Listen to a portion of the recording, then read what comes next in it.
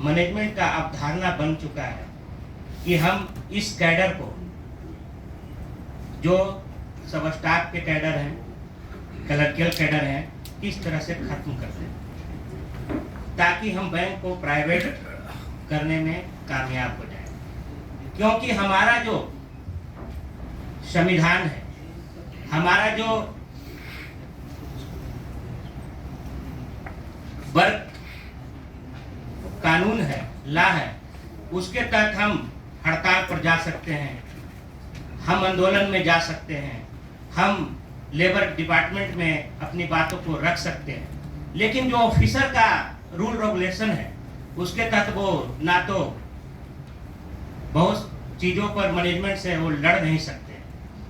तो आज उनका ये एक ही मात्र एजेंडा है कि हम सब स्टाफ की बहाली को खत्म कर दें और क्लर्कियल को प्रमोट करके उसको ऊपर ले आए और वैकेंसी को रोक दें, ताकि ये कैडर रहेगा ही नहीं, लड़ाई होगी ही नहीं और बैंक जल्द से जल्द प्राइवेट कर दें, किसी पूंजीपति के हाथ में हम इसे बेच दें। तो हम लोगों को, हम युवाओं को ये समझना होगा कि हमारा जो आने वाला फ्यूचर है वो कैसा है और हमको कैसी लड़ाइयाँ लड़नी होगी। हम उसी AIBA के मिलिटेंट हैं जिस AIBA को चंद लोगों ने बनाया और अपने खून पसीने की कमाई से, अपने खून पसीने की मेहनत से आज इतने बड़े और इतना विस्तार पूर्वक ये संगठन को लेकर एक बढ़ता हुआ पूरे भारत में दिख रहा है। क्या हम इस चैलेंज को स्वीकार नहीं कर सकते?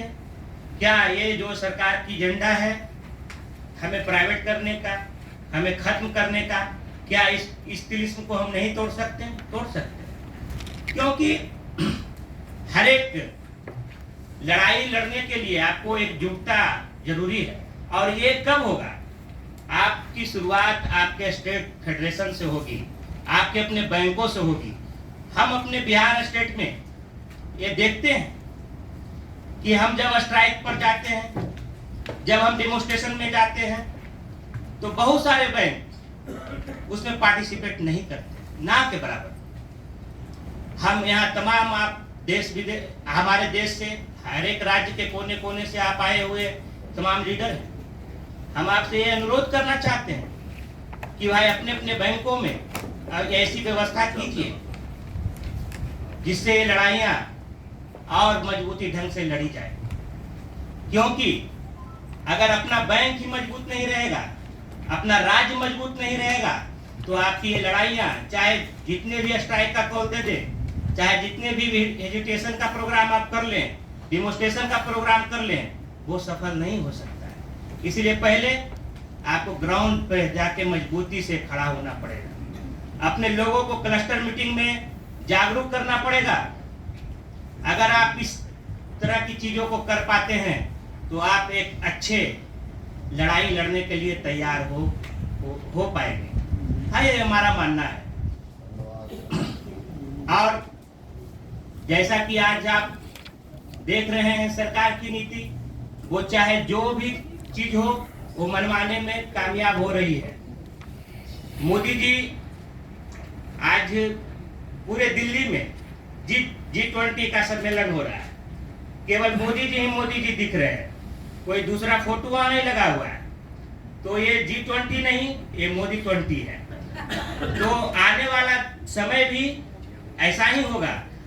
आप ये बैंकिंग सेक्टर का एक सरकारी मंच है, एक नेशनलाइज्ड बैंकों का मंच है।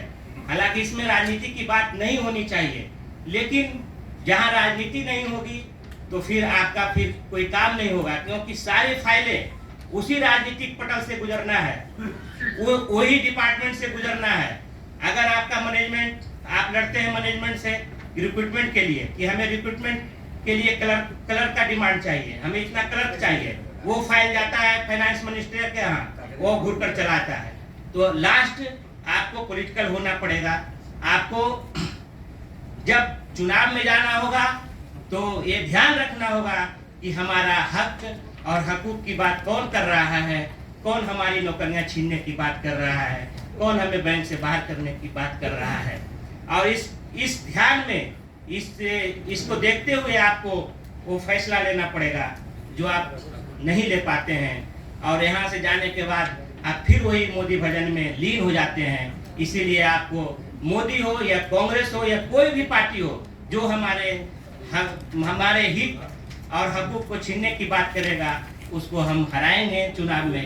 क्योंकि मैं ऐसा बात इसलिए बोल रहा हूँ कि जितने भी यहाँ से फैसले लिए गए हैं उसका बिहार यूनिट पूरा समर्थन करता है और मजबूती के साथ लड़ेगा।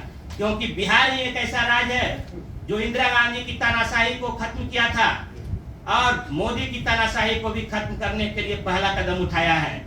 और इस रिक्रूटमेंट की लड़ाई और इस सब स्टाफ की भर्ती की लड़ाई के लिए भी बिहार सबसे आगे रहेगा और पूरे जोश और खरोश के साथ AIBA के साथ लड़ेगा और आप लोगों का साथ लड़ेगा। ये हमारा वादा है।